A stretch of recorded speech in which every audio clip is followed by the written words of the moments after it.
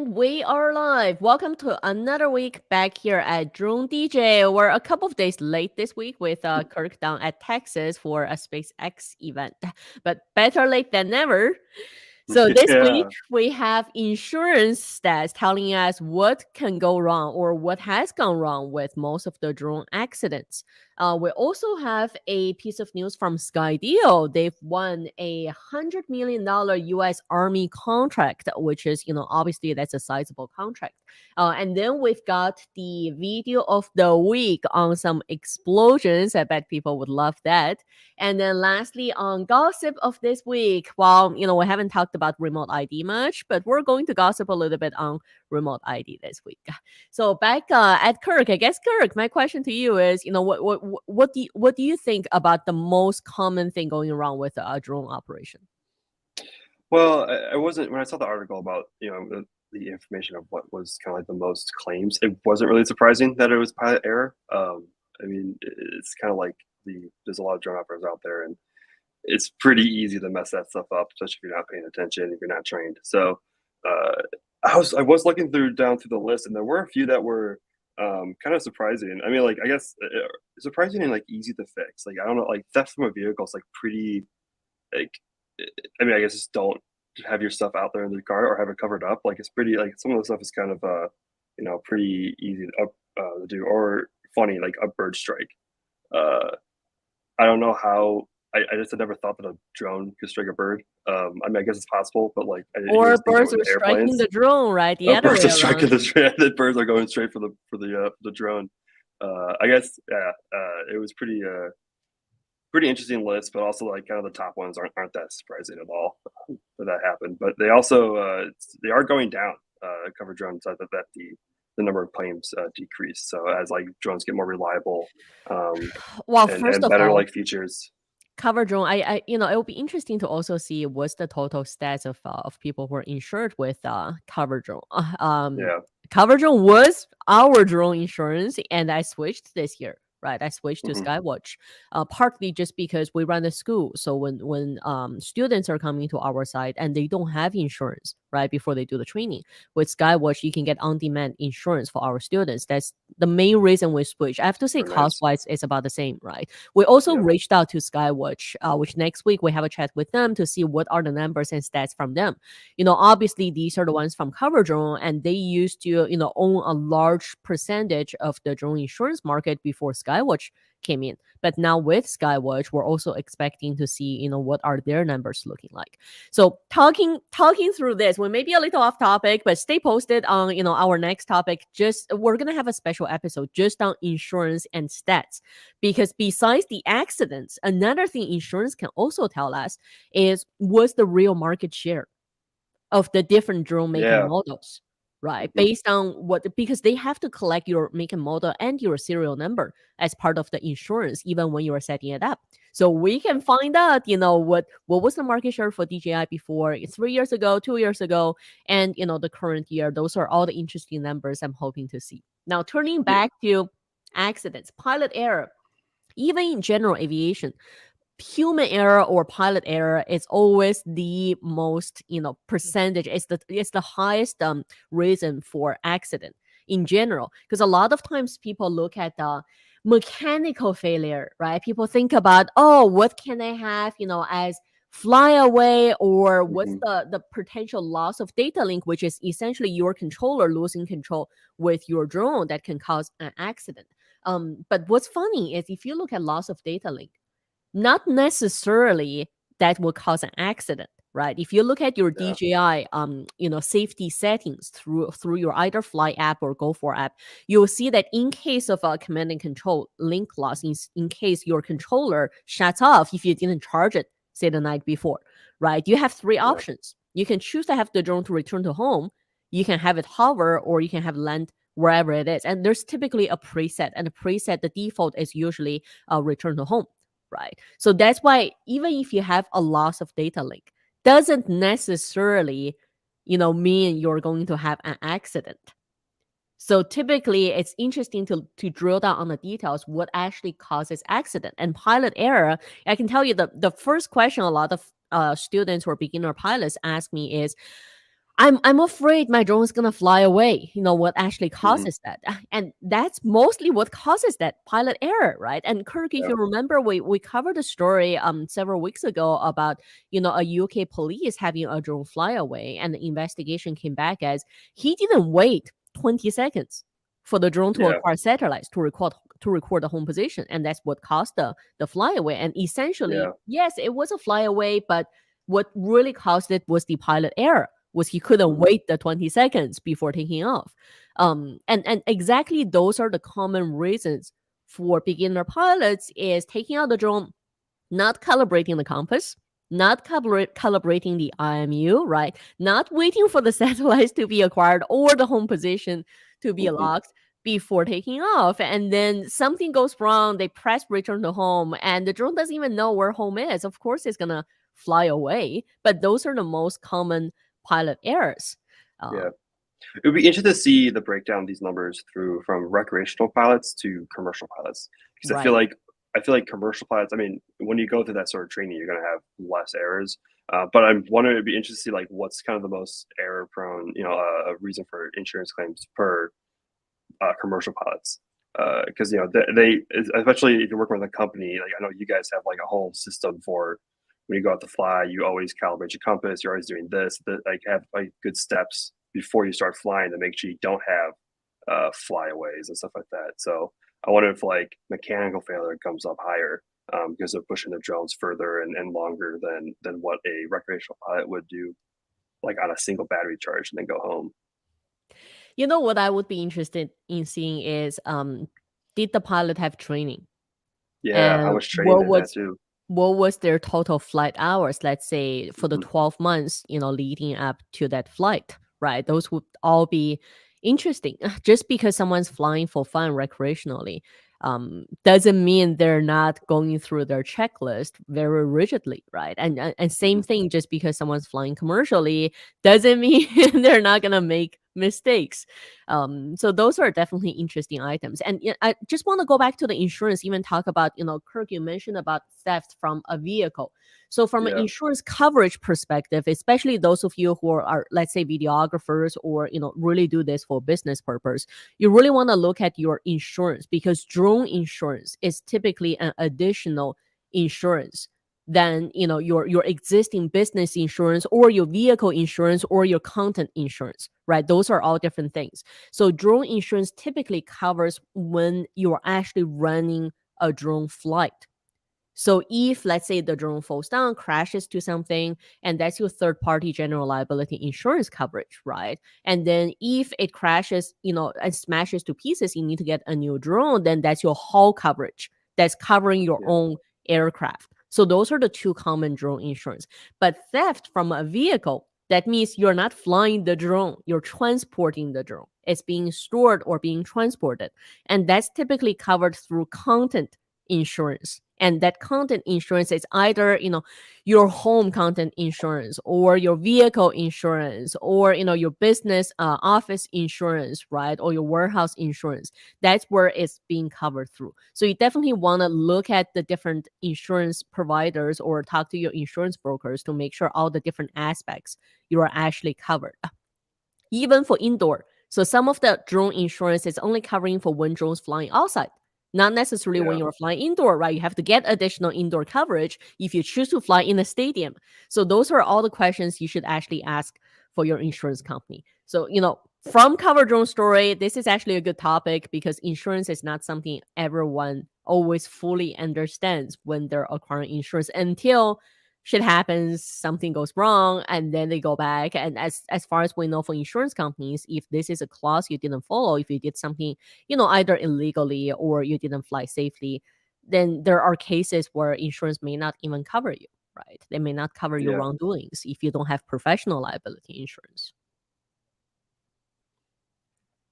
yeah. Now, moving on to next piece of story, which is, let me just stop sharing this. It's Skydio with their large U.S. Army contract. Yeah, so Skydio this week got a contract for their Skydio X2D military version of their Skydio 2 um, uh, live stream. drone, and so they got this contract with the U.S. Army Short Range Reconnaissance Program. It's interesting that this is Skydio's kind of bread and butter defense contracting. Getting kind of these nice contracts with law enforcement, military, government agencies, and they've been pushing this really hard. I'm on their email list, of course, and it's like I feel like every other week they have some huge seminar of like how the Skydio is used in defense, and they always bring on some former detective from a police agency or some uh, uh, something like that to talk about this. So it's cool to see another $100 million contract going to them. But That's a sizable contract for sure. It's a very sizable contract for the company, the U.S. space company, competing really well against DJI in this market. It's really interesting to look at even the historical development of drone manufacturers in North America. There was a company called Arion. If anyone who's in the space long enough to know Arion and their Arion Sky Ranger. So Arion Sky Ranger was a manufacturer. Well, Arion was a manufacturer from Waterloo in Canada. And that's one of the tech hubs here in Canada, right? That's where BlackBerry is. And basically, they had this Sky Ranger, which is essentially a quadcopter. I would say comparable, closer to the size of an Inspire 2. It's definitely larger than your typical Phantom.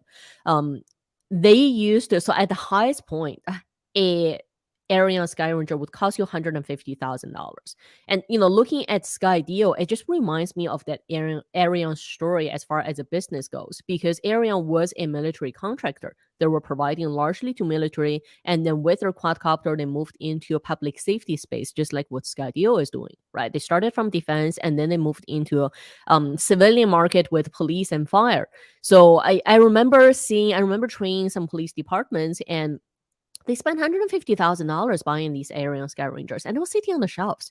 That was the year when Phantom 3 Pro came out, right? So they would go out and buy Phantom 3s and fly Phantom 3s rather than $150,000, Arion Sky Ranger. So you would think with that price tag and with that level of market share before DJI Phantom 3 came in, that with that revenue, they can fuel it back to R&D. They can improve their product better to really beat DJI on the product line. But they didn't.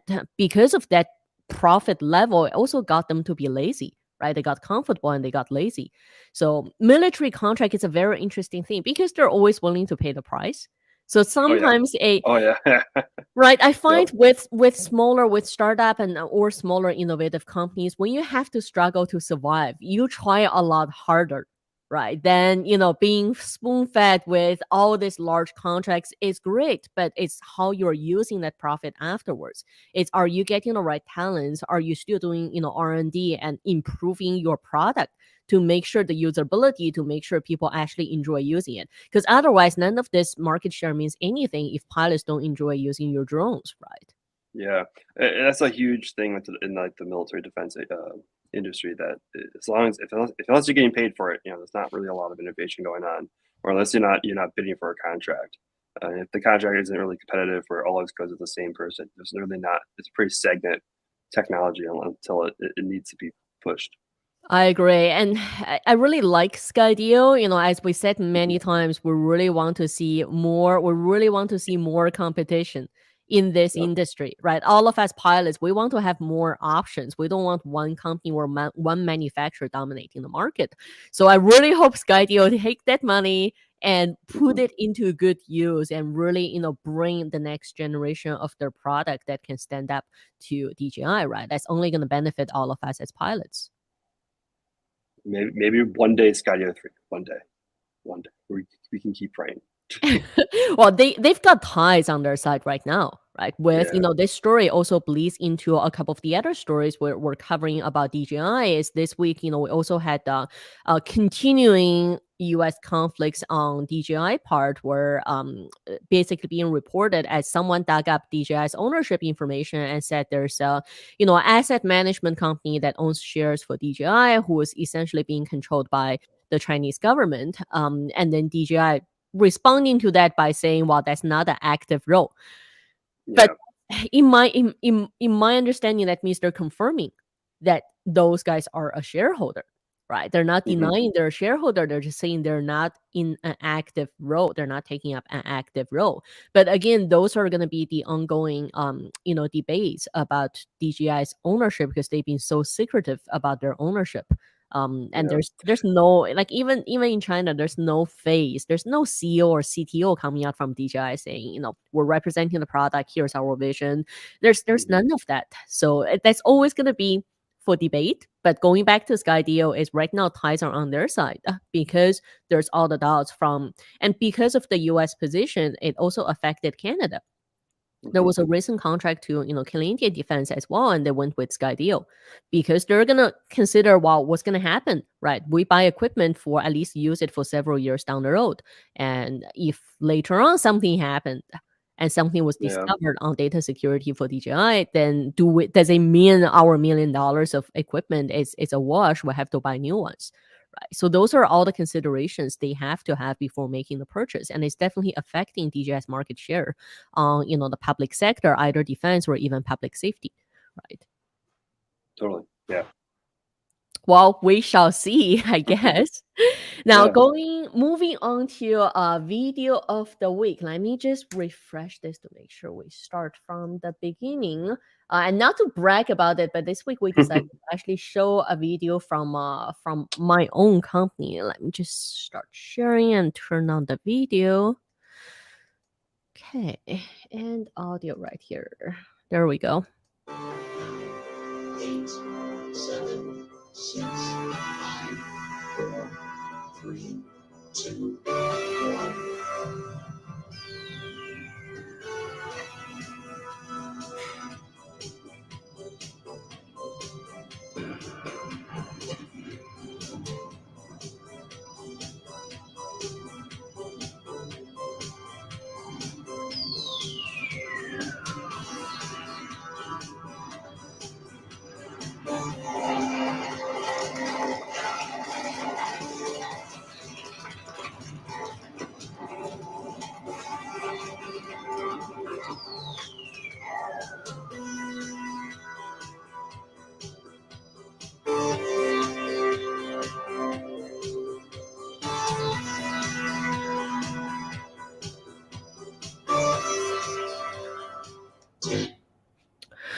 Okay, so we're going to have the link in the video description as well if anyone wants to watch later. But essentially, that was a demolition of two 600 feet high smokestacks. Mhm. I was actually standing 500 meters from the blast, and Nice. you could feel the shock Yeah. wave coming in. What drones did you find for that? We had 5 drones on that day, and we had 3 in the air at the same time when the demolition happened. So we had Phantom 4, we had 2 Phantom 4s, we had Inspire 2. And then basically they were all, I can't remember, actually, sorry, Inspire 1. This was actually several years ago. It was Inspire 1.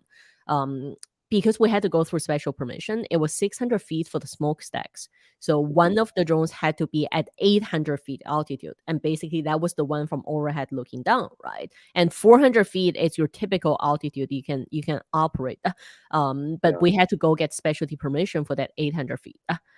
And we were only able to get it for the Inspire 1 because it was larger. It was considered more visible. So the other ones were basically hovering at lower altitude and a little further back.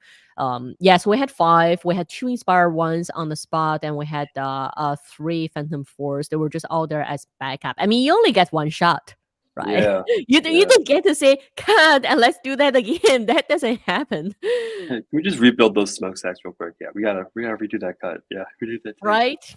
Yeah. Right. They were Yeah. almost like cutting trays. So they installed all the explosives at the bottom, which basically blows out a little corner. And then they'll have the 2 small stacks fall against each other. And it's one of my pilots that really he goes out all the time for different demolitions. And one of them, it's funny, this one worked out. But I remember there was one project for an oil refinery, and they basically same thing. They set the charge, and it didn't fall. It basically almost became pizza tower. So it was leaning Oh man. and it didn't actually fall and became a safety hazard because you can't Yeah. approach. You don't know when it's going to fall. You can't really Mhm. approach it. Yeah, so those are those are fun projects for sure. Awesome. Yeah, that's a super cool video. Okay, well, last one on gossiping. So we wanted to talk about remote ID. Let me just bring up this story. What's your take on remote ID? Do you think it's going to work? I think it's everything when an agency tries to come up with new regulations. Like I feel like there's good intentions to it, but like whether or not it's the best system, I think it's like we have to wait for it to actually be used. It will probably always be something wrong. Like when ADS-B, is starting being required, is starting to become required. I'm sure like some pilots hate it, but when you're flying those large drones, having that sort of awareness of all the planes around you is always a good thing to have. It's nice to see when the jets are coming down lower, or planes are around you. But it's not going to replace, having a situational awareness of where you are in the airspace. But it's definitely going to, I think, it will definitely aid in making sure other drones don't get too close to you, or you don't get too close to other drones. I'm more interested on remote ID to see other drones. Honestly, Yeah. not so much on the main airplane. I can Yeah. see a Cessna or hear a Cessna or a helicopter from even a couple of miles away, right? And if we're talking about in a city, they're not gonna come down less. They're not gonna go below 1,000 feet above the ground level. If we're talking about within a city, it's mostly if you're out there in the open field, and they may go lower altitude, and you may worry get into their airspace. But if we talk about everything in theory, right? In theory, drones stay below 400 feet. Manned aircraft stays 500 feet and above, unless they're taking off and landing. I mean, in theory, we shouldn't have any problems. So why do we worry about remote ID? Well, because when it comes to reality, when drone pilots don't stay below 400 feet, or when manned aviation don't stay, above 500 feet, that's when we may see conflicts. Number one. Yeah.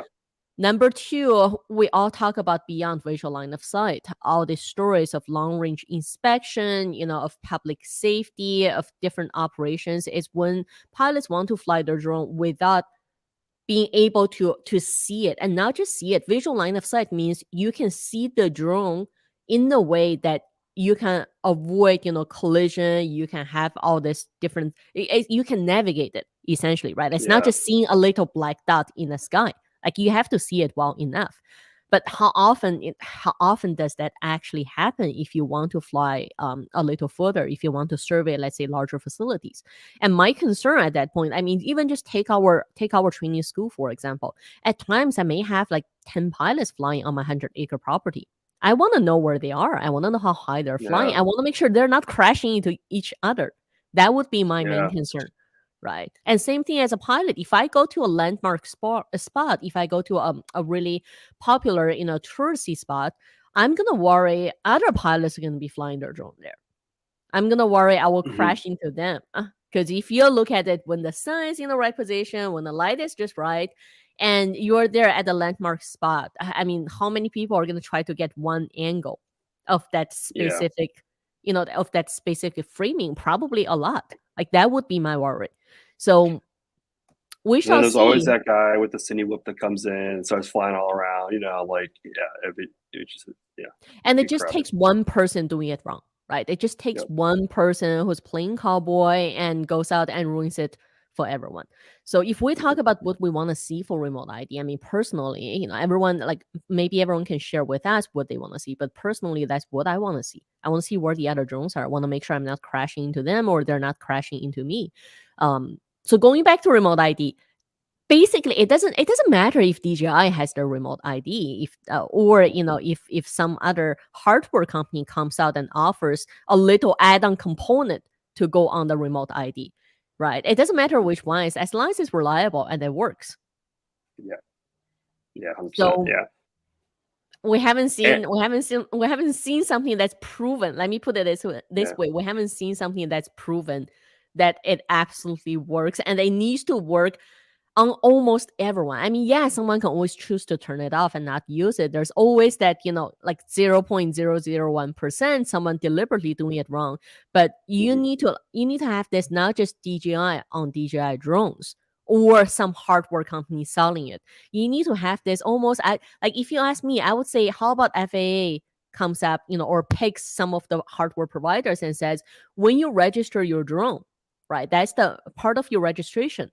That's what we issue to you as part of the registration, and you have to have it if you want to Yeah. fly, in specific areas, in specific airspace or high risk areas. Like, it has to come down as mandatory almost, or you have to have a method of making sure everyone has it. Otherwise, it doesn't work. Yeah, and you mentioned, just as long as the hardware works, also you got to think of the software. I mean, where is it going to go? Where are you going to look at it? Where are certain products not going to work with certain apps? Or are you even going to be able to see it on the app offline? Do you need a second device to see the map of nearby drones? Yeah, there's Something enough that's information on your cell phone just on the DJI Fly app just already. just flying your app, you're already kind of running low on real estate for overview mapping. You kind of already need another device, and that's going to make it even harder to really be effective when you need to have both on like an iPad and a phone out there to fly just the bare minimum. I agree. Well, Yeah. remote ID is something we shall still see, because as far as the industry goes, there is still a heavily debated topic, right? I mean, it's hate and love relationship. There are people who are completely against it and people who are totally advocating for it. I just want to see a solution. That's all. Yeah, it'd be interesting to see how this all develops when it comes more mainstream. Definitely. Okay, well, so those are all the news for this week. We talked about the insurance telling us, exactly drone accidents, what went wrong. We talked about Skydio with their $100 million military contract. And like we said, we really hope they spend the money wisely and bring us, better improved products that can stand up to DJI. We looked at a drone explosion video, which was a lot of fun. And then last one for Gosip, we talked about the remote ID. So we'll come back next week and see, what top news we can share with everyone. In the meantime, if you got any news you'd like us to cover, please share them in the comments down below, and we'll see you back here next week.